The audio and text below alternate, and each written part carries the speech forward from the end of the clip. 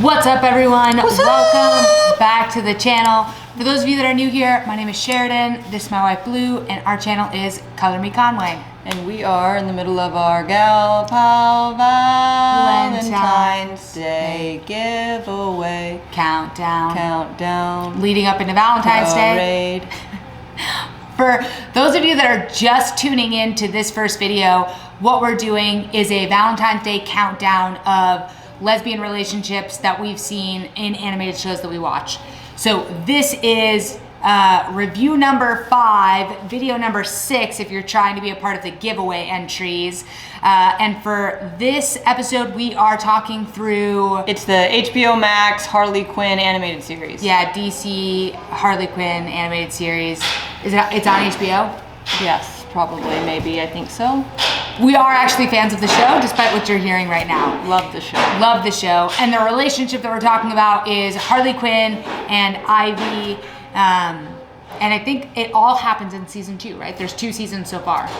So let's jump into things. Harley Quinn and Ivy, Poison Ivy. We're both wearing green in honor of Harley Quinn and Poison Ivy. Yes. I actually, if you don't mind, I want to start with impact on this one. Okay, let's do it. Just because I want to add some asterisks to this show that's kind of unique to it as opposed to any of the other shows we're reviewing. This is an adult show. Yeah, 100% an adult animation. So for sure. This is not a kid show. So that being said, what's cool about this show is these characters have sex. Yeah. And that's part of the plot. And you see some semblance of that relationship, of those intimate moments. Yeah. And I don't think any... It's not just like blushing or hand touching. It's implied, like... Yeah, it's like so in more terms mature. of impact, this show, I think... Yeah, it's impactful. I don't know any other cartoons with lesbian characters that this kind of mature like this explicit happens, and it's so explicit. Yeah. So in my opinion, that impact is there. It's cool to see. It's treated like you see a lot of heterosexual relationships. It's sloppy and messy and complicated, but there's it's like a love triangle there. at one It's point. not subtle. It's not subtext. I think that's cool and unique. Yeah. 100%. So I wanted to start with that just because I wanted to say that piece about it being more adult. So now let's jump into screen time.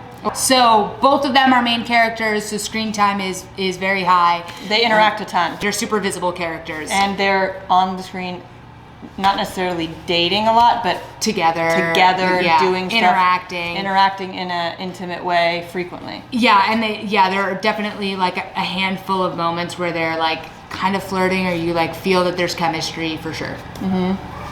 So next, anticipation.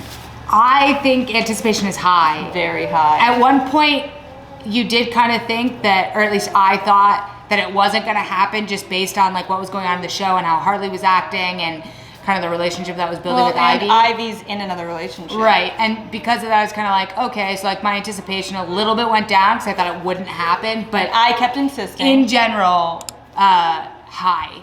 I mean, I want this to happen, you want it to happen. There's a will they, won't they thing going on. There is some cheating that happens. But you're rooting for it. You're meant to root for it anyways. Yeah. We root for it. Anticipation is definitely high.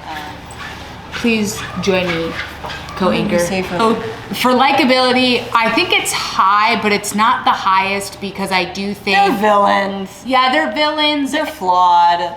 And I do think that like the behavior you see in the show is flawed in a lot of ways. Like I do like these characters, but I just would say through this countdown, if you're following along with us and making your own 1 to 10 ratings in each one of these categories, for us, not the highest, just because of the like inherent flaws that you see almost like at an individual level, I would say.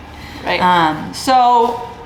And then that being said, if we were to say our own how much we like them, we love them. If we say objectively their overall likability, they're great characters, they're interesting characters, they're badasses, but they're flawed. Right. They're villains. They're villains, and there's some... And they're chaotic. Absolutely, yes. And then overall show, I love the show. Like I think it was... Absolutely. I think it was a great show. Would definitely recommend. I'm sure there's a season 3 coming out. Yep, right? they just finally did a release date a couple days ago actually for it. I think it's coming out later this year. Exciting. We love the show. I will say, I watched the first episode of this show. I absolutely hated it. I thought it was too violent. And I don't really care. Like raunchy almost too. Raunchy. It's not my normal genre. I don't typically gravitate towards superhero stuff. Just not really my cup of tea. With the exception of Tom Holland's Spider-Man. Irrelevant, but I'm just saying. It's not really what I usually like to watch, but you know, it was Harley Quinn, so yeah, we dove in. I laugh out loud watching this show. So I do think the show, I think it's a strong, like it is a show that I have recommended to people. I would recommend the show, and I think, you know, if you haven't watched it, you know, give it a try. Definitely. So for the Gal Pal Valentine giveaway countdown mystery question, for this entry into the giveaway, you must answer, if you're a villain in Gotham or wherever, pick your poison. What's like your next heist? What's your next crime? What's your big scheme that you're about to? That's a good one. What are you like getting your ghouls together to go do? Henchmen. Your henchmen.